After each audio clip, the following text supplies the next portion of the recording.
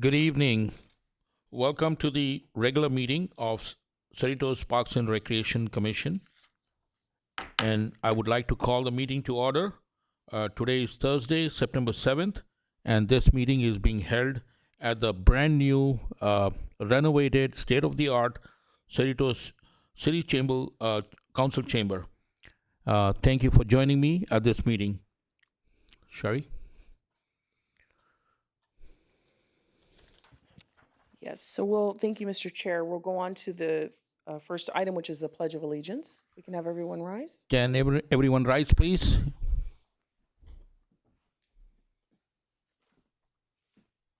I pledge allegiance to the flag of the United States of America and to the republic for which it stands, one nation, under God, indivisible, with liberty and justice for all. Thank you. Thank you very much for standing to the Pledge of Allegiance. And I guess you want to take the next item. Roll call. Roll call, please. Yes. Commissioner Gonzalez, Present. Commissioner Martinez, Commissioner Prado, Present. Vice Chair Patak, Chair Patnaik. Present.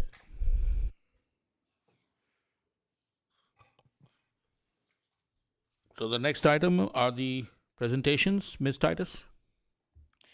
Thank you, Mr. Chair, members of the commission. At this time, we've got our informational review on updates and activities for the Recreation Services Division. That will be presented by Jill Toda. Following her will be Joelle Dandy with updates from the Senior Center. Jill? Thank you, Ms. Titus. Chairperson Patnaik, members of the Commission. In the months of September and October, Recreation Services will be offering a variety of programs for all ages. With the Labor Day holiday approaching, we would like to remind that the Cerritos Community Centers and Cerritos Park East, Heritage Park, and the community centers will be open for normal hours of operation from 10 a.m. to 8 p.m., Monday, September 4th. Adaptive Sports Medley begins on Thursday, September 7th at Cerritos Park East.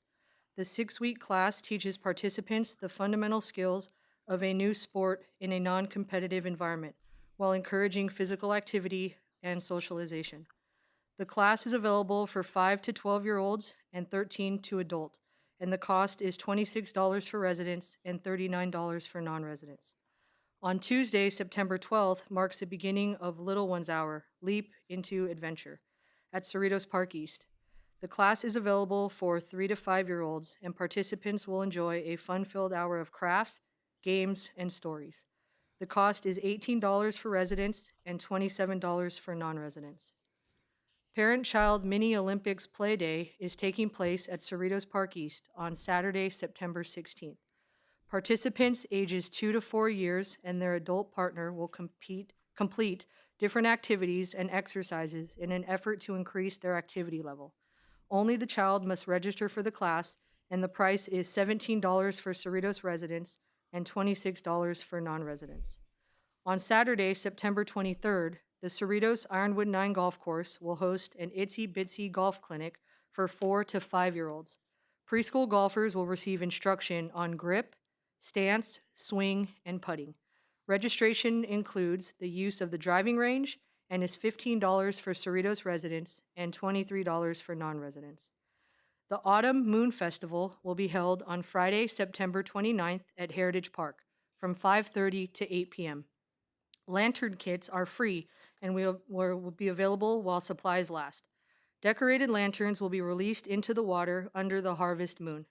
Local entertainment will be on hand to provide cultural singing and dancing. The event will also feature food trucks, so bring your appetite. A teen workshop, Coping with Stress, is being offered on Saturday, October 14th from 10 to 11:30 a.m. at Cerritos Park East. The workshop is free, and teens ages 13 to 17 will learn ways to decrease stress and tips to creating a stress management plan. Calling all golfers. Test your accuracy and shot-making abilities by participating in the Fall Target Challenge on Saturday, October 21st at the Cerritos Ironwood 9 Golf Course.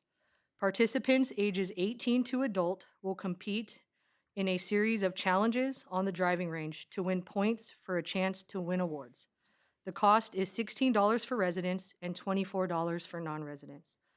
On October 28th, families are invited to take part in the Parent-Child Groovy Ghoulies at Liberty Park. The program will be held from 3 to 5 p.m. and features spooky crafts, games, and activities. Recreation Services staff will guide adults and child participants through each activity. The program is open to children 2 to 4 years of age.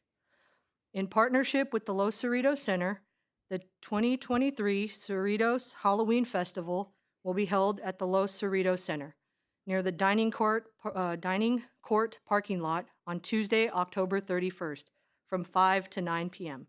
Highlights of the evening will include costume parades, free entertainment, carnival rides, game booths, and gourmet food trucks. Learn more about all of these programs in the Fall Community Services Program. You may also contact the Recreation Services Division at 562-916-1254 for more information. That concludes my report. My colleagues and I would be happy to answer any questions. Thank you, Ms. Tora. That was an excellent presentation, replete with full of activities in this great city. And, I think the folks in this city should really take advantage of all the events that are going to take place in September and October. So I'd like to now defer it to my colleagues here for any questions, comments. I do have one question, sir. What is the percentage of residents versus non-residents usually balance out? Because we have two different fees.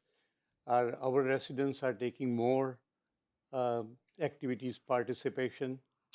Yes, thank you for the question. So for all of the classes in our brochure, we do offer priority registration for all of our residents, which is typically the first Saturday of registration. And a lot of our classes do typically fill up with residents.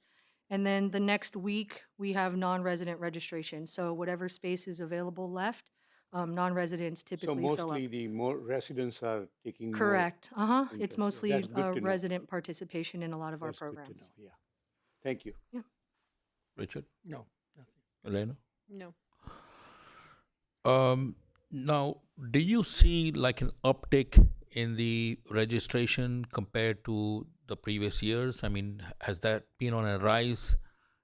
I know I did attend the last Halloween thing at the Los Cerritos, and that was a real fun event. And I know Miss Titus was all over, doing great things there.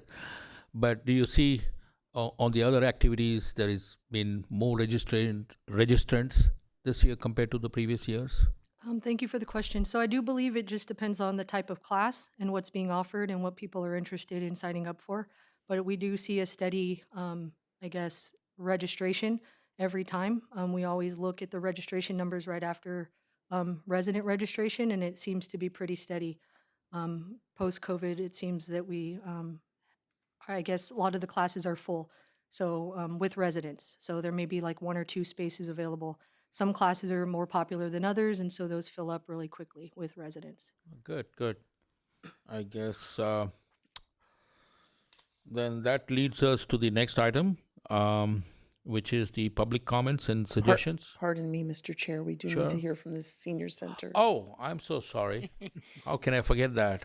No problem. Thank you, Ms. Titus, Chairperson Pat Naik, and members of the commission. It is my pleasure to present you with highlights of the upcoming programs and services offered at the Cerritos Senior Center for the months of September and October.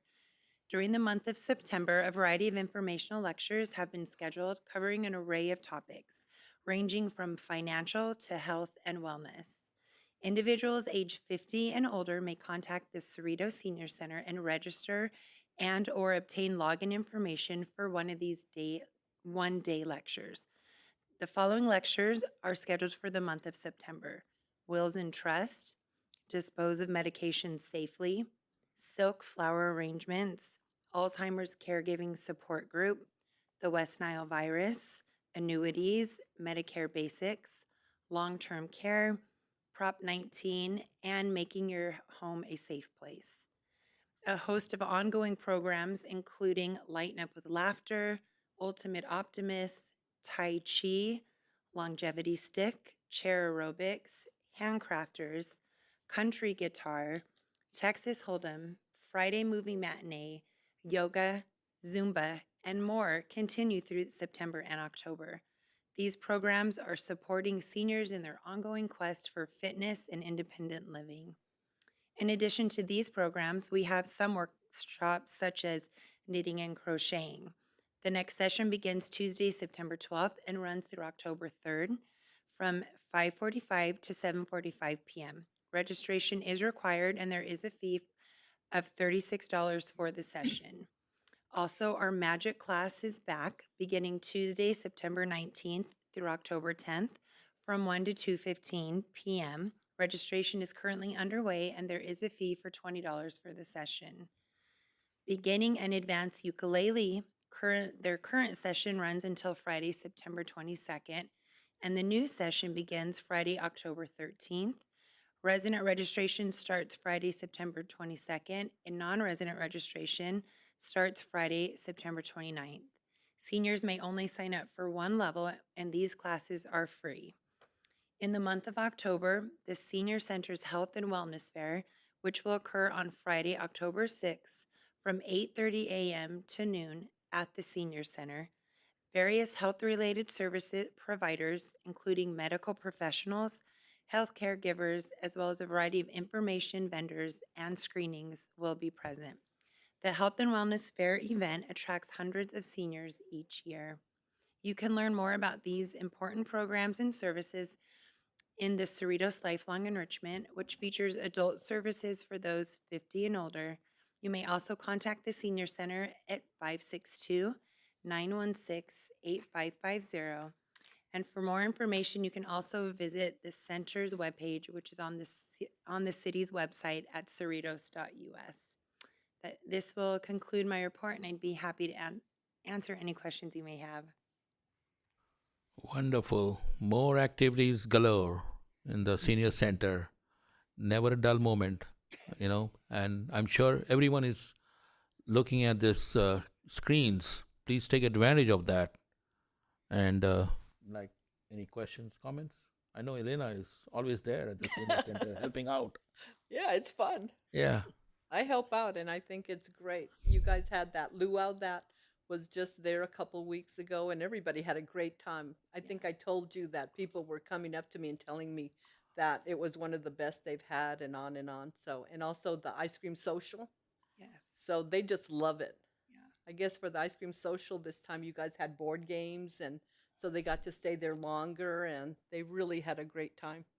Good. We did. Thank you. That might entice me to come also. You And should, yeah. really, you should try, Yeah, I should. you know? I will. A couple of questions. I know that the city, I'm sorry, microphone, is it on? maybe I was too far away. I get too comfortable. I know that the city installed a receptacle at the lobby of the sheriff's station where one can go and get rid of used and old medication and things like that. Is that still there and being used? Does anyone know?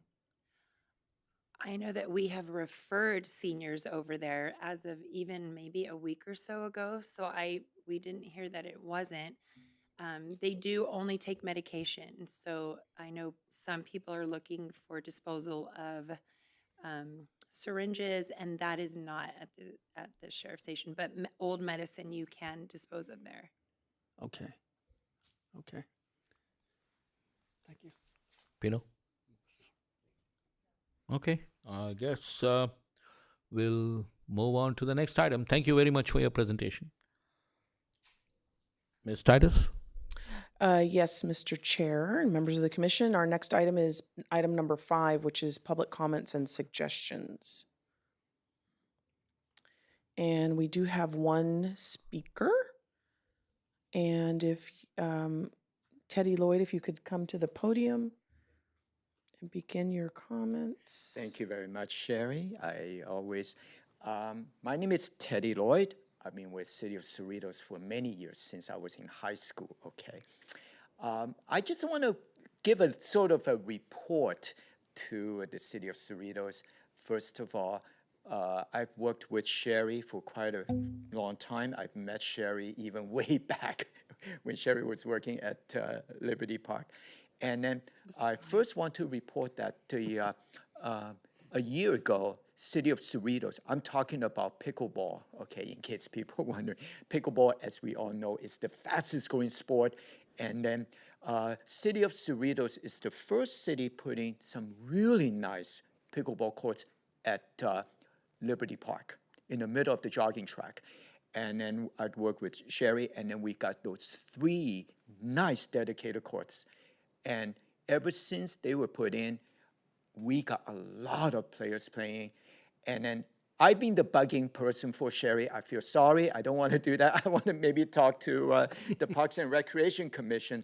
Is that we like to ask if the city of Cerritos can actually handle more pickleball courts. Now, obviously you're going to say, well, wait a minute. Just a month ago, Don Canabi Regional Park, that used to be Cerritos Regional Park, got 10 pickleball courts through the county of Los Angeles, and really nice. Unfortunately, it gets packed also, okay? And plus they charge.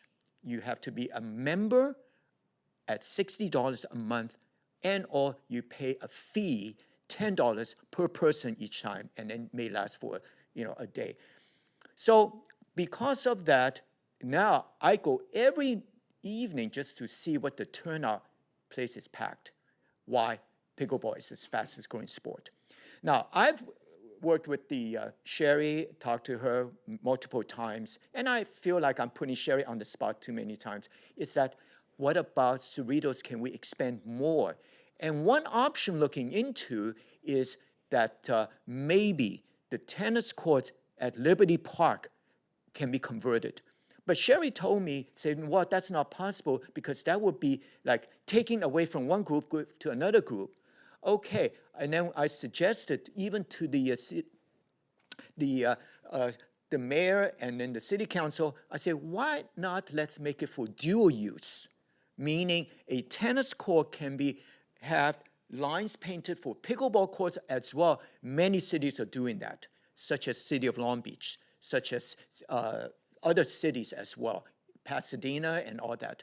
So it's a lowest cost option whereby the cost is merely paying a contractor to come in and paint the lines. I even say, hey, what if I contribute the money to the city to do that? And I know Sherry was looking into that, and I recall I spoke to Sherry maybe a month ago, said that she has to work with the staff they're looking into, and on and on. So at this point, because I thought Regional Park, Don Canabi Regional Park got the 10 courts, all of a sudden it should solve the problem, but I discovered it's not. It is actually getting, especially if you go in the evenings. It would be very simple. You just go, I came from there and all the courts are occupied. Okay, so, and I think in part because many cities are facing this situation, and in Cerritos, I'm very, very happy because we're the first one to have those courts at Liberty Park. Okay, and then I know Sherry is still working on that, and last time I spoke to Sherry a few weeks ago, Sherry said, well, our staff is still working into if there's a possibility, and part of it is because ABC School District and Cerritos City got that working relationship that they have to use the tennis courts at Liberty Park for the high school of Gar High School, but Gar High School putting those tennis courts, new ones. Okay, and so I believe the city of Cerritos is looking into that possibility if you cannot convert it into permanent pickleball courts, maybe for dual use, okay, dual use, and it's the cheapest option. And so at this point, I know I only have about 20 seconds to go, and I want to just share, and I'd like to hear the Parks and Recreation Commission. What are your thoughts? Do you think that's a good solution, which I think is the lowest cost, and I think that's actually would give Cerritos even more, interest by other people, and especially Cerritos residents. So I want to use up my time, and I'd like to ask if there's any question to what I'm suggesting. Okay. Thank you, Mr. Lloyd. I'm also a sports guy. I love sports. I used to play tennis, okay? Okay, This is my personal opinion. okay, I personally feel that there should not be a room for dual sports. When you see the tennis court, you have, when the doubles play, two people play, Okay. you use, the two extreme lines, right? okay, And when it is singles, you use the inner ones. And then Agree. when you draw a third line, guess what? When the tennis people come to play there, there's going to be a lot of confusion, agree, right? agree. So how do we preclude that? Right, so I think there should be dedicated, and again, this is something the council has to be put up to the council. Sure. I feel that there should be dedicated place for pickleball, Agree. rather than Agree. having a dual sport on the same court as such. Okay. That's So- my feeling. If Agree. I May I- may, Go ahead, go ahead. Sorry, yeah, Sherry. if I may, public comments and suggestions are just that. There really shouldn't be any discussion with respect to opining on the validity of a project or process or what have you. So we'll take the information that was provided under advisement, but I will share that the council has provided very clear direction on the steps that I need to take with respect to the pickleball courts. Mr. Lloyd has been at several council meetings, and I've been given pretty clear directions. So not sure if it will come to the commission. I will have to wait and see if that direction comes to you first or if it goes straight to the council. But there's really nothing for the commission at this point to do. And again, I would just caution that we just, receive the comments that were made and note them, which I have. So, but thank you. Thank you. Just Thank you, my, Sherry. suggestions that these Yeah. things get looked into, before a decision is made. Yeah, if I make one more statement. I agree with you, and it is true that one group will be happy, another group not too happy, but unfortunately, if I may use that term loosely, is that many cities are doing that in order to satisfy, not 100% to both groups, which I play tennis before. I like to have a tennis court, and I play pickleball. But I've seen many being used there in multiple cities, okay, such as Lakewood, such as Long Beach, many of them. So again, it's an idea. Hopefully, two groups not going to be fighting each other, but it is a common problem, and I agree with you. And now, ideally speaking, if the city of Cerritos can convert a tennis court permanently, that would be great. And exactly like what's happened at Don Canabi, regional park, because they took 14 tennis courts into pickleball courts, a total of 10. Okay. Thank you. Thank you very much. Any comments from my fellow commissioners? Thanks for your. Thank you very much. Go ahead, please. In addition to Regional Park or Canabi Park adding pickleball courts, I thought I heard somewhere that the city of La Mirada was also in the process or thinking about installing pickleball courts in their parks. Have you heard that? You are absolutely correct. At the city of La Mirada, there's also a regional park, okay? They took tennis court number 12. When I say they, I think it's the county of Los Angeles as well, converted into 4 very nice looking pickleball courts. And furthermore, I understand tennis court number 11, it's the adjacent court, will be converted very soon. So they will have a total of 8 dedicated pickleball courts. And I even know the contractor who did the work, who did it for our, Liberty Park, and did it also for the Don Canabi Regional Park, as well as the one in La Mirada. So you're right, City of La Mirada is also doing that. And I want to add one more. Last weekend, Saturday, I went to El Monte, and there is a Whittier Narrows Park, and they took 4 tennis courts, made it into 16 pickleball courts. Very nice.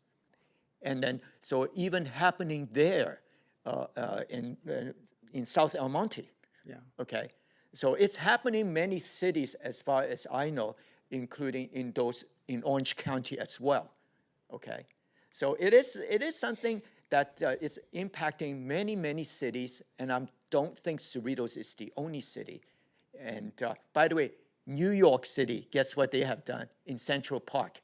It's a skating, ice skating. They got something like 20 pickleball courts. Wow. I saw pictures of it, and somebody even showed me that. Okay, Wow. so it is happening. Even New York, Manhattan, they're doing exactly that too. Amazing. Yeah. Let's close this item and let's move on Thank to you the so next. much. Thank you so much. Have a you. nice Thank you. evening. Thank Okay. you. Thank you for coming. Thanks, Sherry. Thank you. Yes, I didn't have any other information in my system, but we do have another speaker. We can get your information after you're finished. So if you want to come up and state your name and So sorry. My name is John. I'm actually asking a question to the Parks Commission about the AYSO over at Regional Park, Don Kanabe Park. So our regional commissioner has said that she's lobbied to try to get practices anywhere, and we're playing on dirt fields. I don't know if anyone's aware of that. Kids from 6, 8, 10, 12, 14 years old. So if you guys, obviously aware, they wear shin guards for their safety, ankle guards to like not roll ankles and do things like that. My shoes are black, but today they're completely brown just because we're playing on dust and it's like a dust bowl out there. So we were wondering, is there a plan to seed the grass, water the grass? Because right now there's literally zero grass. I would project the photos and things. This is actually something really near and dear to my heart because right now my son, he actually broke his leg. Unrelated to soccer, but safety is just, they're kids, right? Like no one wants to see the kid in the wheelchair, definitely not from AYSO Park. And I'm not saying that's what may or may not happen, but we want to have a safe place for the kids to play. And so I don't know if you guys can look at the phone or you can see it from right there, but the field is just completely brown. And then if you look at this photo, like that's grass by the bathroom. So you can see the difference of green and brown. So it's like, it's so bad that the goalie post is right there. I don't know if you guys can see that. But there's 2 goalie posts, and it's just completely dirt. There's absolutely zero grass on there. That's fields 3, 4, 5, 6, which is where the 2 baseball fields are. I'm not sure if something has happened. I just heard today was the meeting, so I figured I'd come. Cerritos resident, lived here, went to Leo 30-something years ago, and my 6th grade teacher just retired, so I've been here my whole life. I don't think Regional Park ever looked like that, but all of the rest of Regional Park is perfect. So I imagine there's a way to supersede it. I even talked to the teams about, hey, what if we move fields 3 and 5 and just go on fields 4 and 6? Superseed takes 2 to 3 weeks for it to start to germinate and grow, and then it pops up pretty quick. I'm sure Tarek and Christina on Flip or Flop just throw all that stuff down. It comes out in like 2 to 3 weeks. I know I've done it on a property before, so I was just wondering if that's a possible solution, not just coming out here with concerns and issues, but possible solutions for that as well. I don't know if someone actually aerated the dirt today because it looked like now there's a bunch of holes in it. So I just want to avoid some trip hazards for the kids, and I just want to have it a safe place for them to play and enjoy soccer. A lot of them right now, they're scared to dive to learn some of the things about being a goalie because they're just like, oh, I don't want to be on the dirt. And then other kids are just literally grabbing dirt and going like this in the middle of practice. So it's very distracting as well. It's very hard to say, hey, pay attention, please. And so between those things and like, things with my son for safety, I think that's just really important. I don't know if the commission was aware of it, but probably have heard of it. Maybe another thing that we could do is potentially move practice to Heritage Park. I don't know if that's possible, just, for 4 weeks while we have some grass that's growing. And if it's not possible right now, maybe at the end of the season, whenever it ends, like around the first week of November, second week of November, maybe one of the things that could happen is supersede at that time, let the water grow. It's probably raining a lot during that season. It'll probably grow nice and thick. And by the time the next season comes around, because if there isn't something we can do about it now, if we put it on the plan, because we're fully aware the city has, a process to go through. It takes time and those things. So we just want to maybe find out if there is a plan for that. And I'm so sorry if you guys already have a plan. I did not know. I was just told that today is the meeting. So If you like, I can respond, Um, unless you have questions no, first. I'd just like to make a comment now. Do we have any jurisdiction over the regional park? Well, that's a lot of confusion comes about when people speak of Don Kanabe and the sports complex. So they're two separate entities. The power lines that run through the park are what bifurcate the county property, which is essentially the gym, the pool, the picnic shelters, the lake, the tennis courts, the outdoor restrooms that are kind of concrete in nature, and the city side, which is all of the ball fields, the playground, the clover leaf in the middle, the skate park. Those are all us. So they're maintained completely differently and separately. We are 1,000% aware of the conditions at the sports complex. There is a project that was supposed to start in July and run through October to remove a lot of the topsoil, bring in new topsoil, bring in new sod, and completely resod the facilities that he's referring to, and that's fields 3, 4, 5, and 6. We had one bidder respond to the bid, and it was an outrageous number. So knowing that we're spending taxpayer dollars and being responsive to, trying to meet the needs of the community, our Parks Division, who maintains the fields and things, are going to go back out to bid and hopefully get another couple, hopefully, bidders. I will say, and there's no excuse, but COVID really put a monkey wrench in a lot of things because a lot of businesses went out of business during and subsequently after the pandemic. So the number of contractors that we used to have back in the day just don't exist anymore. So if we're getting bids, we're getting responsive bids from one person or one entity, and it does put a little hitch in our get along. But they are aware of the problem. I will state, if you've lived here that long, I've lived here that long or longer, and back in the day, there was no park. It was a manure farm, and then there was a landfill in the front. So fields 1 and 2, everything is compacted, and that's where the landfill side was. And then in the back is where the manure farm was, and so it's a little bit more lush back there for obvious reasons.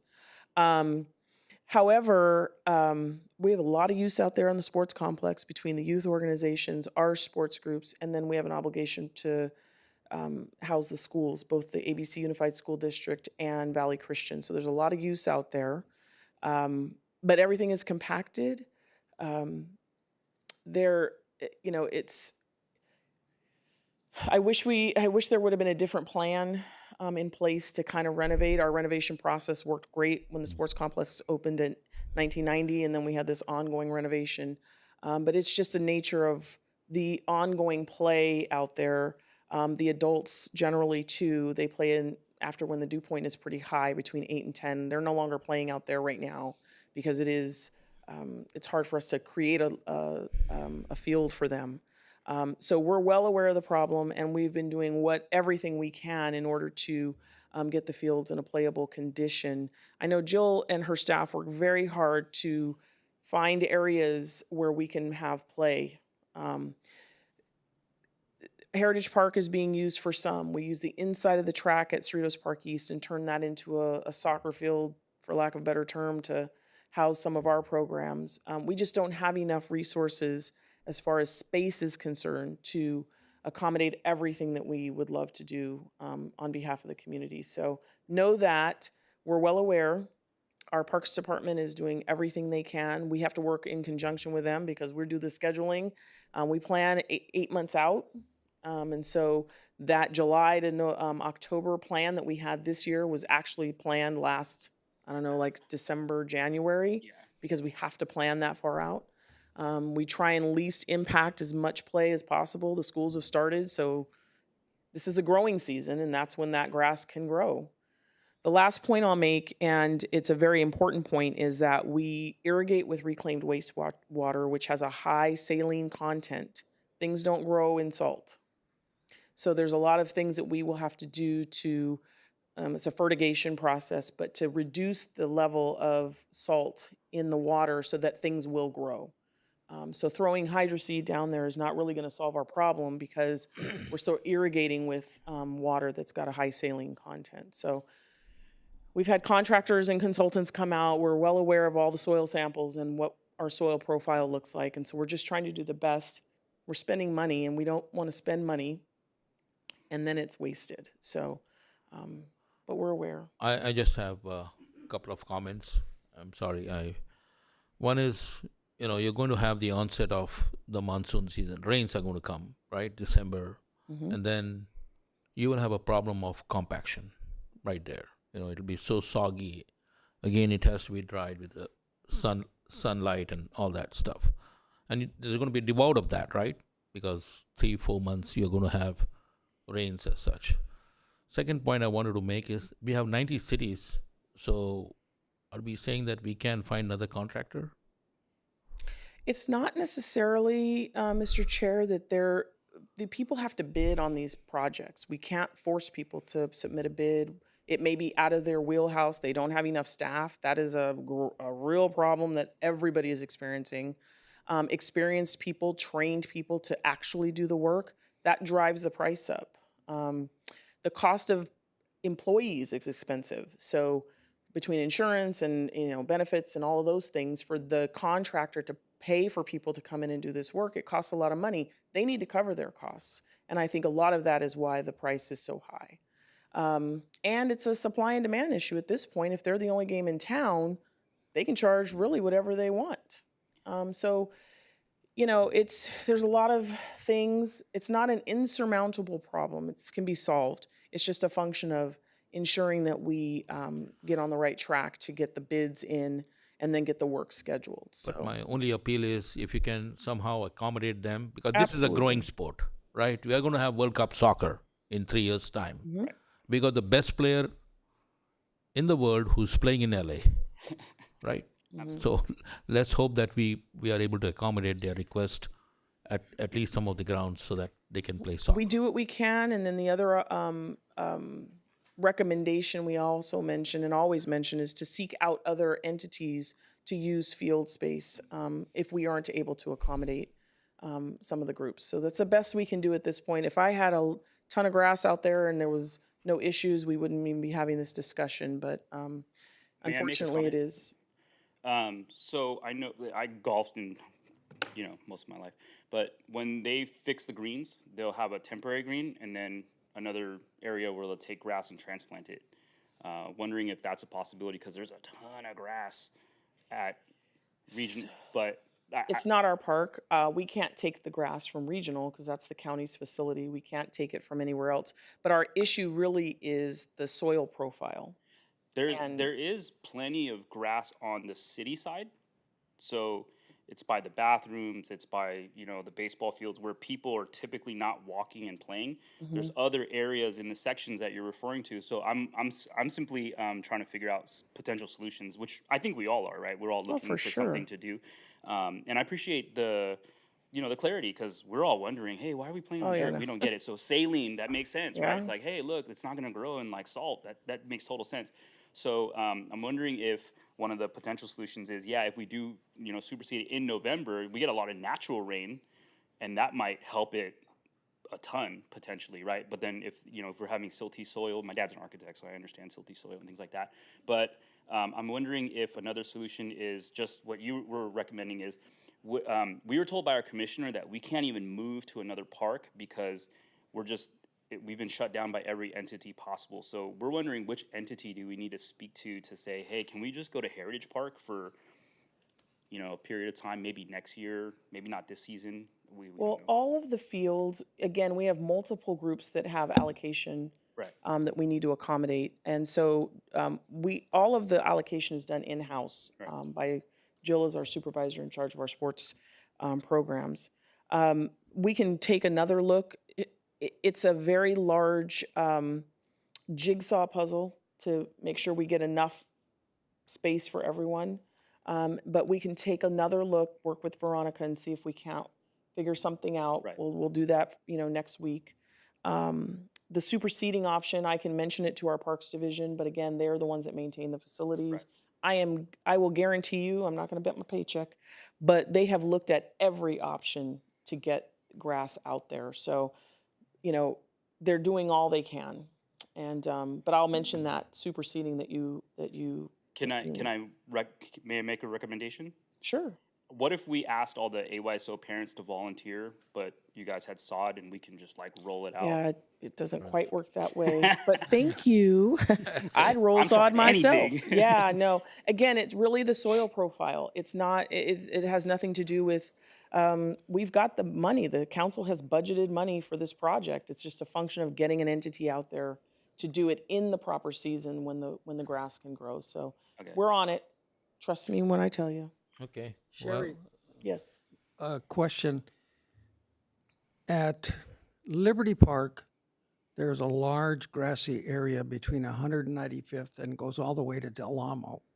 And then going north, you've got the Frisbee golf area. And I don't know what kind of use it gets nowadays, but might those be two areas that could be considered to convert to soccer fields or Probably whatever? not. They just planted, I think it was 50 to 75 trees down on the south end of Liberty, so that's not going to be feasible. The disc golf course, I'll let Samari's probably going to shake his head, but it is probably one of our most heavily used areas in the park facilities. It runs under the Edison easement. It's not flat. We'd have to do some grading and things like Yeah, that to get it I up agree. to snuff. Yep. And then the other area, it would be basically between the Liberty 2 building and the softball field would be the only other area. And I can check into that. We've looked into all of these areas Yeah. before, just because we were also trying to be solution-based. But I can check on that one more time. But there's reasons why, because of the proximity to the street and balls going into the street and safety concerns. We have to be very cognizant of that Yeah. as well. So, but let me try and we'll work with Veronica. We work with her pretty closely. But I'll talk to the Parks Division about the hydro seed option. The rain that we received from January literally through March last year, it was just raining, so it doesn't really help. Again, it's a lot of it has to do with the soil profile. Okay? All right. Thank you. And what's your name? I'm sorry. John. John. Okay. Thank you, John. Thank you. Samir's going to help you get that information. Great. Thank you. Okay. I guess moving on, we are done with number 5, right? So If I may, Mr. Chair, we did receive one piece of written correspondence before the deadline of 3:00 today. oh yes. It was from Vic Srivatov, and it was regarding class offerings and field use for cricket. So we have a meeting set up to talk to Mr. Srivatov. So so that has been provided to the commission. You should have received a copy. yeah. Of that. So that meeting is just between them and you. That is or- correct. His. We're presenting it to you because that's what he asked. But I Yeah. think as we spoke, it really wasn't a commission-related item. We used to do classes with Oodles before, so he was just looking to do some Yeah, classes. he had restart called some me. So I classes. said the Yeah. best thing is to write a communication and correspondence to the Yeah. to Sherry, that's you, and he can copy me on that. But In his email, he specifically asked for it to be presented to the commission, and in that respect, it goes as written correspondence, so that's why you got a copy of it. so what's the next step? You're going to meet with him, Yes, and we'll then have you're a going meeting. Staff will meet with him Okay, to discuss okay. his right. request. to. Okay, Yes. sounds good. So we move on to the next item, which is the minutes of the August meeting. Approval of minutes. Yes, sir, that's correct. And have you all read the minutes and agree with it? Yes. Anyone wants to make a motion to approve it? Motion to approve. Or Mr. Martinez? Anyone seconding? Oh, yes. Oh, one moment. I'm just working it out here. Oh, there you go. Motion by Richard Martinez, Seconded by. seconded by, I'll second it. All okay. right. All right.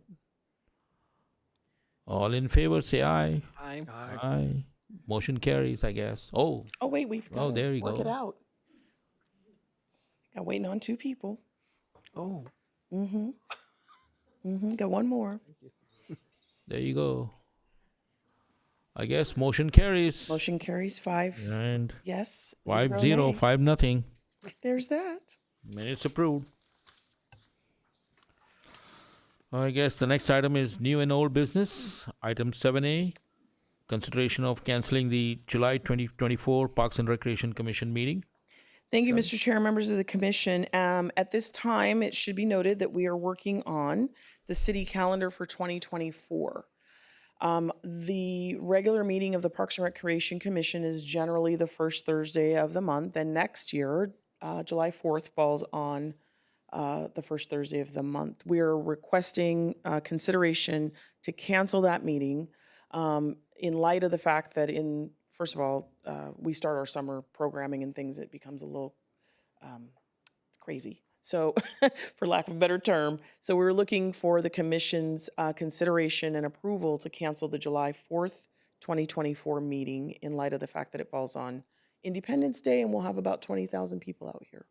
So, Well, my comment to that is, can we move the meeting to a next week, considering that there are no other meetings conflicting it? Is it possible? So thank you for that question. I would recommend and request that we just outright cancel the meeting. It's very difficult during the summertime. Once we start our summer programming, we are now in a position where the school district is a very short summer.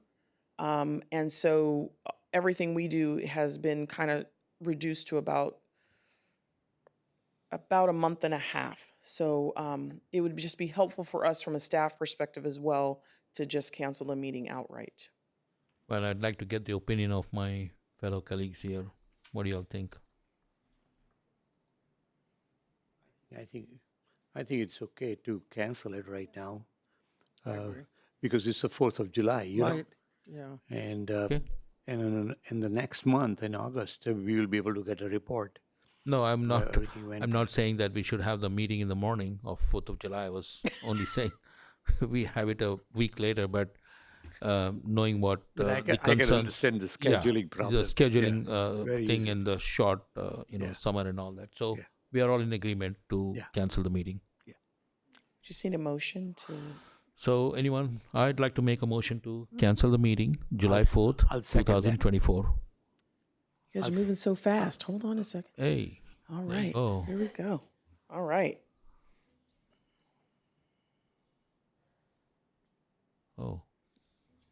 Oh, what is that? Did I press the wrong one or what? Well, it looks like it Yep, carries I did. 5-0. 5-0 again. We are on a roll. Thank you.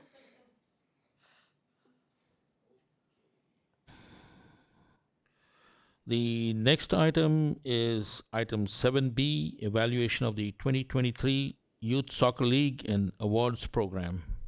Thank you, Mr. Chair, members of the commission. Tonight, Jill Toda, who's the supervisor responsible for the oversight of our youth sports league, will be providing you with an update and evaluation on our recently completed program. Jill. Thank you, Ms. Titus, Chairperson Packnick, members of the commission. It is my pleasure to present highlights of the 2023 City of Cerritos Youth Soccer League and Awards Program. If I can please direct your attention to the screen.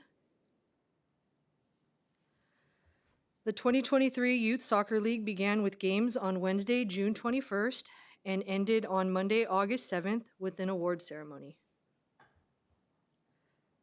Games took place Monday through Thursday and were held at Cerritos Park East, while practices were held at the Cerritos Sports Complex, Cerritos Park East, and Heritage Park. This summer, 320 youth participated on 24 teams. All divisions were co-ed, and the breakdown is as follows. 4 Rookie 1 Division teams for 5-year-olds, 4 Rookie 2 Division teams for 6-year-olds, 4 Rookie 3 Division teams for 7-year-olds. The Pee Wee Division for 8 and 9-year-olds consisted of 4 teams. The Elementary Division teams for 10 and 11-year-olds consisted of 4 teams. And finally, the Intermediate Division for 12, 13, and 14-year-olds consisted of 4 teams. This year's leagues was comprised of 85.6% Cerritos residents.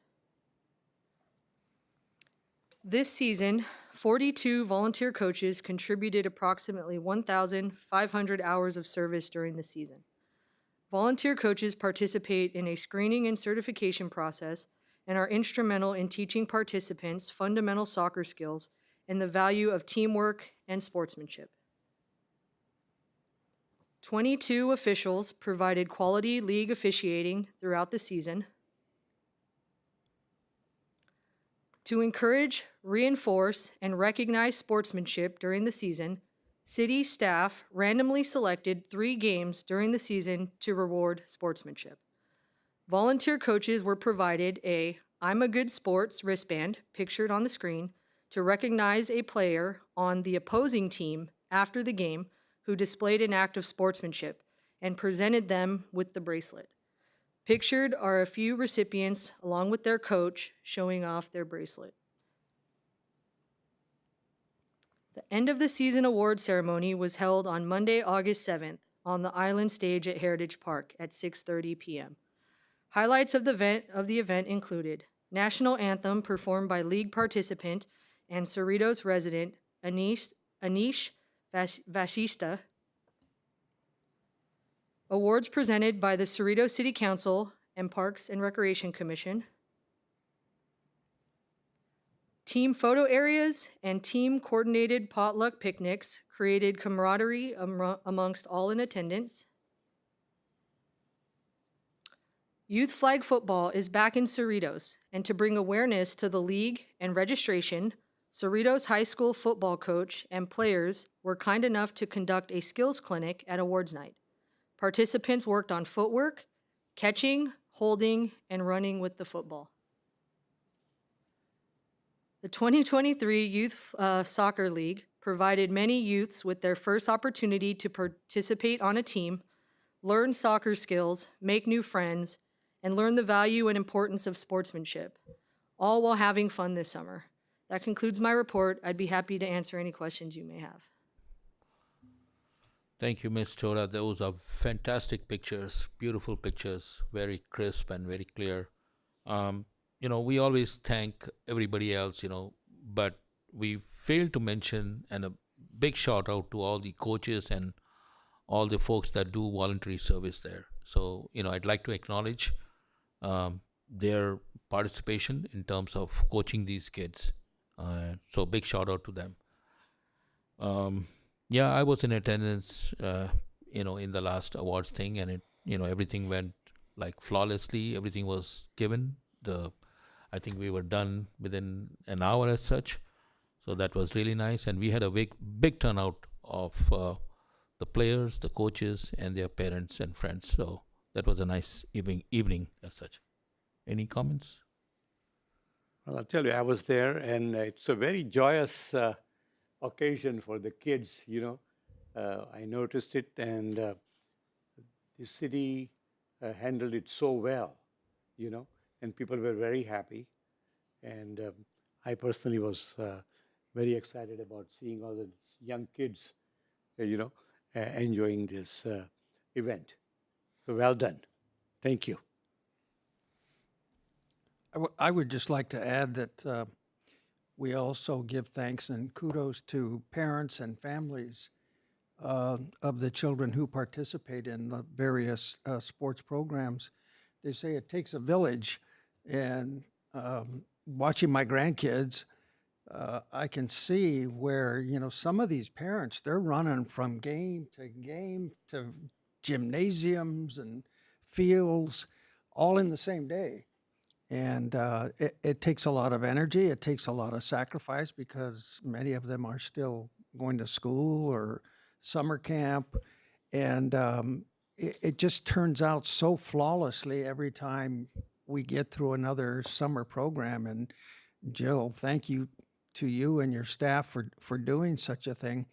How do our numbers compare on our soccer stats to the previous year? Thank you. So it looks like we had 35 more kids this year than last summer. So it was Great. definitely an increase. That's great. That's almost like 10% or... Well, that's a testament to you all. Yeah, thank you, staff, for doing a great job. Any more comments? Now, do we just accept Cerritos resident kids for the teams, or do we sit there and actually allow kids from like Lakewood, Hawaiian Gardens, and La Palma? Because before it used to be like we really used to get a lot of kids. Yeah, so thank you for the question. So it's the same thing, just like the question earlier with classes. So it's the same thing for sports leagues. We have resident registration first, and then after that, we have non-resident registration. So it's typically the first Saturday. We take resident registration for that first week, so residents can go online to register through Civic Rec. And then the second Saturday is when we start non-resident registration online. And so if there's space available when non-resident registration begins, then we will fill up the rest of the league accordingly. Okay, so that's how you do it, if there's space available. Correct. If there's not, you don't Yes, and then we accept them. start a waiting list and then take children off the waiting list accordingly, depending on their skill level or, depending on each division. So in rookies, we don't keep score, so we just take the first kid off the waiting list. In Pee Wee and above, where we do keep score, we do skills testing to make sure that the parity in the league is pretty equal. Ms. Tora, did you mention in the earlier comment that 84% of the kids were from Cerritos? So 85.6, 85. yeah. So I think this year there was a 0.6% increase in residency. Last year, I believe it was 85. This year it was 85.6 resident rate. That's great. We just had the Little League World Series on TV, and I think that's a great example of youth sports participation by people from all walks of life, and the benefit that's derived from those kinds of activities. I mean, you've got, certainly not all, but you have many kids who go on to have college educations, play professional sports, and it all started at the local park or the local basketball court. And again, that's thanks to you, because I think it keeps the interest level peaked among the adults in the city that, this is a good thing. And maybe they grew up doing the same thing as children and they know the benefit from it. And I think, we really don't have to do a lot to sell our product, but it just, the word gets out there, and that's fantastic. Pino? Okay, I guess we go to the next item. Ms. Titus, is the communications, I guess. That is correct, sir. So reports from the Parks and Recreation Commissioners. Anything you want to report? I already spoke. I've been doing my volunteering over at the Cerritos Senior Center is where I've been going and volunteering and working there, so. Okay, great. I would just like to remind everyone that there are lots of people in our parks, and not just on the weekends, even on weekdays, in the evenings, after it gets dark, there are people out there still running around on the track and playing whatever. We need to be careful. We need to drive carefully, and God forbid that something should happen to any of our valued youth while being in the park, but we just need to slow down and be a little more vigilant about driving behind the wheel of a vehicle. Yeah, well said, I think. But any other, you want to say something? Well, I have one comment. I was very happy to hear some people here today bringing their concern. Park and recreation is such an important part of our life. I mean, we go to work, we do a lot of other things, but we spend a lot of time. So this is a very important commission. So when people have a concern and if they come around here, so I'll tell people that they can bring their concern, good or bad, so that we can learn more and more about this. Cerritos Park and Recreation has done an excellent job, but there is always a room of improvement, so we understand what people really thinks about it.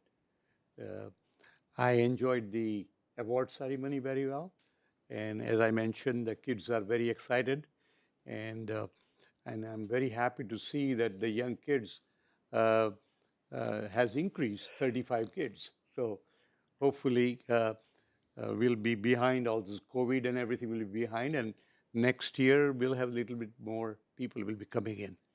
And 86% of our own community is taking part. That is very exciting. So I appreciate all of you doing a great job. Thank you. Yeah, just to piggyback on Mr. Pathak's comments, we have 26 parks, right? I mean, Cerritos is one of the cities that have given these privileges to our residents. So we can't expect anything better than what we have right now. And again, thank you very much, Sherry, and to your team for continuing the great work for this particular city and especially for the kids. Thanks again. I don't have anything else to say. Adjournment. So I guess the time is 8 p.m., 8:03, and it's time to adjourn the meeting. Thank you very much for attending and your participation.